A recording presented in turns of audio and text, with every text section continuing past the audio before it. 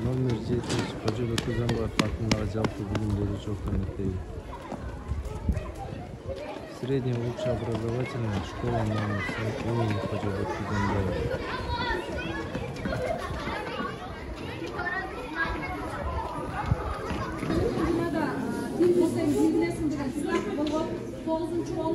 Класстардын арасында. Мына ошол сынакка 9-класстын, 10-класстын жана ошондой эле 11-класстын окуучулары катышып, жыйынтыкка жетишти. Анда эмесе ошол жыйынтыкты угузууга уруксат этиңиздер. Бизге Садага уюмдук бириклеш тарабынан мүчөлөр беришкен ошол өкүлдөргө сөз берип койсок, калай экен? Саламатсыздарбы? Эжекелер, окуучулар, урматтуу. Биз Ташкент Садака биримдигинин атынан келдик силердин алдыңарга.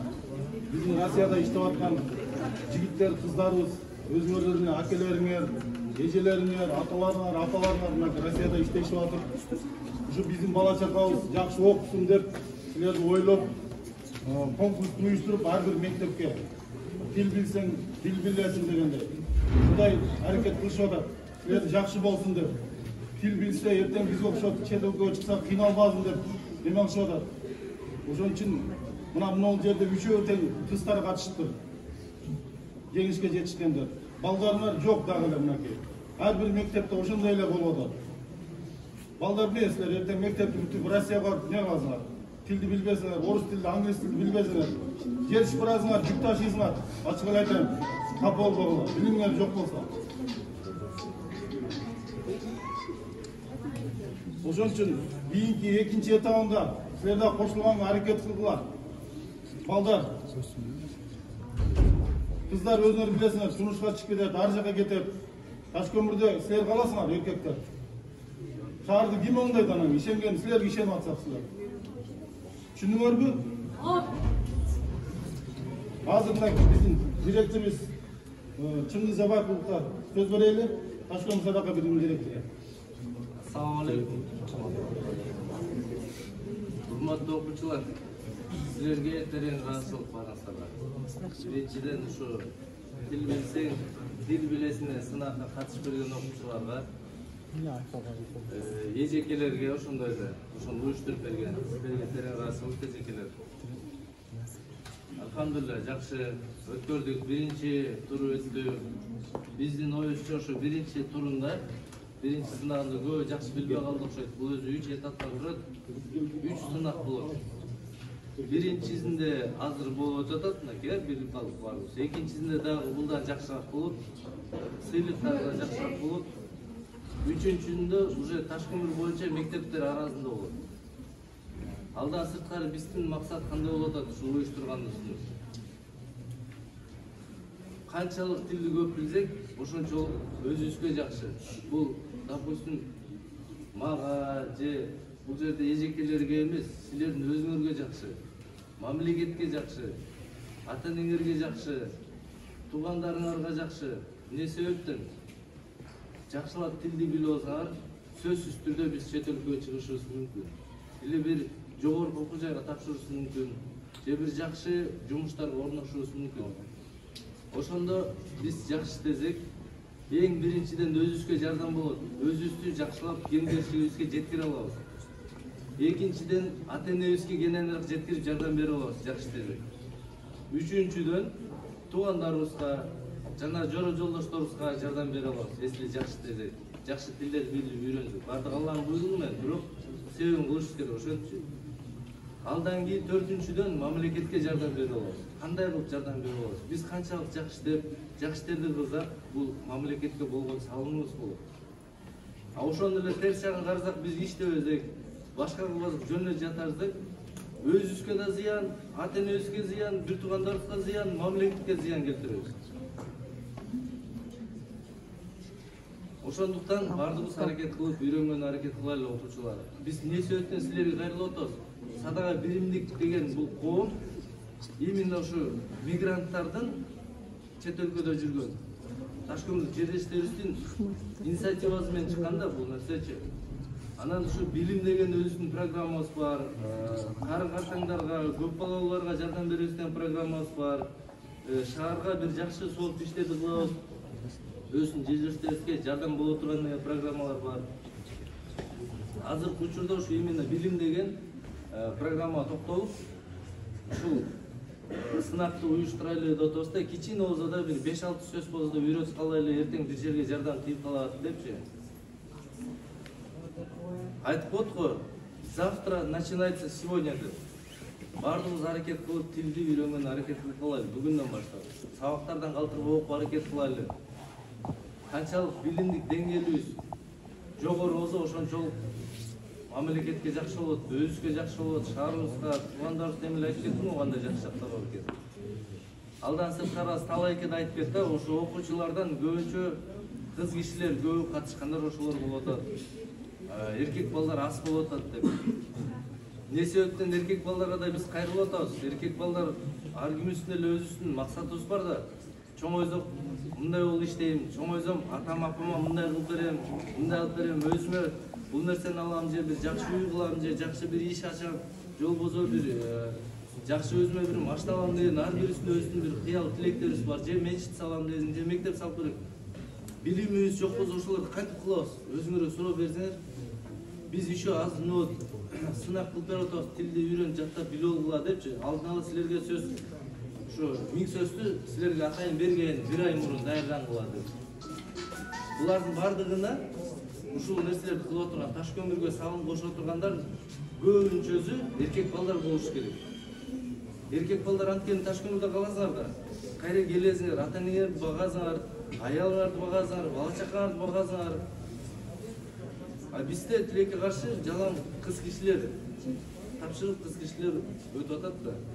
Анан мындай болсо кантип бир жакшы өзүбүздүн шаарыбызга же ата энебизге же бир туугандарыбызга жакшы бир өзүбүздүн жакшы жактарын көрсөтүп бере алабыз. Ошого буйруза мындайын экинчи турунда дагы сынак болот 1-2 айдан кийин. Ошого сөз түрдө катышкыла. Бул катышкан себеби неден? Кеп сөз сутушта эмес. Сөз сутушта эмес. Бир 5-6 сөз болсо дагы жаттап билип калгыла да өзүңөр үчүн бул. Ошол жерден бир кийин бир пайдасы тийип калса, баарыбызга эле бир жардам тийип калат. Аракет кылайлы бардык окуучулар. Мындай болгон туура эмес болуп калат именно ошо эркек балдарга. Биз мыкты балдар болушубуз керек, мыкты жигиттерден болушубуз керек. Шаарыбызды, Кыргызстандык жарандарыбызды, Кыргызстан элибизге бардыгына жардамыбыз берип турган инсандардан болушубуз керек баарыбыз. Анан азыр ушул уюштурганы ушул жерден бардыгыбыздын өзүбүздүн туугандарыбыз бар, Россиядачы. Может бир тууган акелерибиз, может эжелерибиз, может ата энелерибиз ошол жакта болуш керек. Ошолордун эле салымы бул. Ошолордун салымында текке карабайлы, бардык салымын туура колдонойлу бардыгыбыз. Мындай нерсе ар жерде боло бербейт. Ошол жакшылап аракет кылайлы баарыбыз да, окуучулар. Биз силер менен сыймыктанабыз, силердин колуңардан али алдыда келечегиңер кең. Аракет кылайлы баарыбыз, окууга жакшылап көңүл бурайлы. Не себептен 9-10, 11 класста отабыз, силер анткени азыр уже жашоо шартка уже аракет кылып атасыңар да. Окушум керек, анан же иштешим керек да, ошол нерсеге бир кичине болсо да пайдасы тийип калсын деп аракет кылып атабыз. Болбосо 4-5 класстын баарын аралаштыра берет элек да. Жок, 9, 10, 11 деп атабыз атайын. Ошол окуучулар рахмат барыңыздарга. Элки Кудай кааласа экинчи сынактын туруна сөз түрдө катышкыла. Экинчи сынактын турунда уткандарга сыйлыгы чоңураак болот булдан да.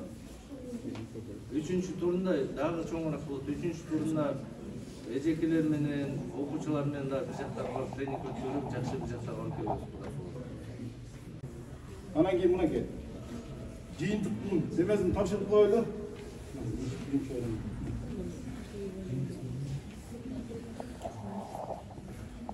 Буйруза сынактын жеңүүчүлөрү уже аныкталып калды. Мактоо баракчасы менен тил билсең дил билердин сынагынын 1-орындугун ээлеген үчүн номер 7 Кожобек Күзөнбаев атындагы билим берүүчү орто мектебинин 11-А классынын окуучусу Эркинбек кызы Аруке сыйланды.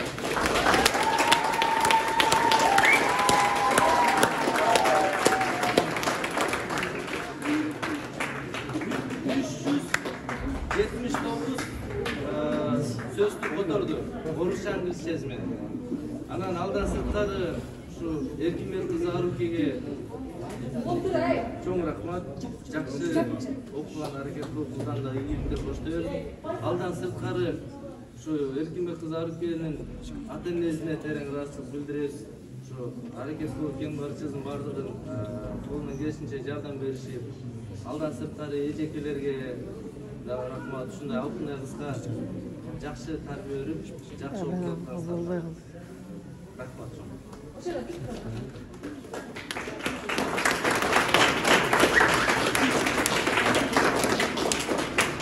Заставляется, награждается Ушкунбекова Айдана, 10 класс.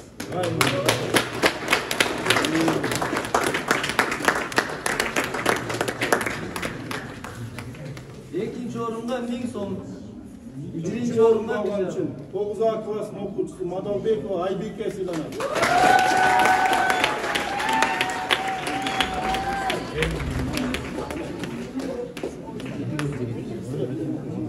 Üçüncü orunga 500 som. Buyurun.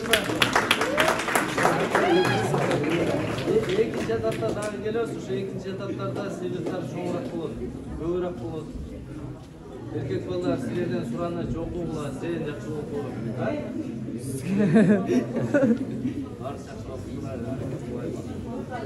İkinci turga katışan hareket kılda jigitler. Namus barбы? Nima oygon? Men ne okuştu bilbeyim de özlerine soru berip hareket kılda давайте. Göröylü ha? Birinci ikinci mesadan, ikinci turda. Daha bir jolu çoğun rahmat. Daha bir jolu şu kaçkan jеңүүчүлөрүн кол чабып коелу.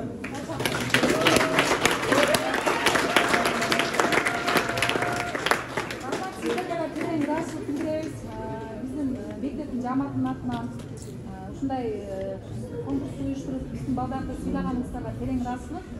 Биз дагы ушу байкап жүрөбүз, көптөн бери балдар деле көрүшүп атат, интернет баракчаларынан көрөсүңөр. Ушу садака уюмдуктун иши көптөгөн жакшы иштер аткарып жатат. Азыркы бизге мектептерге да аралаша баштады. Эми буюрса экинчи туруна жакшы катышкан аракет кылабыз, балдар. Сиздерге терең ыраазычылык. Bizim Rusya'da iştep atkan şu jigit kızlarga tereң ыраазычылык bildirебиz. Ay sayın kollarından gelgen akçaların yönetip şahardan көңүл бурушуп атат. Мектептерге да.